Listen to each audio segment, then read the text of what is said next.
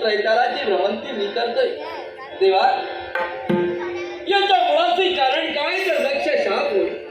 दक्ष शापामुळे माझ्या जीवाला क्षणभर देखील विश्रांती नाही. पण त्याच शापानं वरदानात रूपांतर करण्यासाठी हा नारद तत्पर झाला.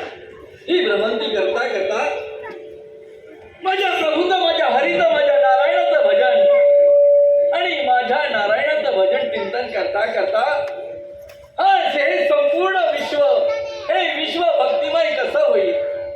या विश्वाच्या पाठीवर वावणारे देवाचे सद्भक्त सज्जन, या सज्जनांचा उद्धार करण्यासाठी आणि जे दुष्ट धार्मिक चांडाळ आहेत यांचा संहार करण्यासाठी, विश्वास भक्ती मार्गाचा प्रसार करण्यासाठी अविरत पाहिजे.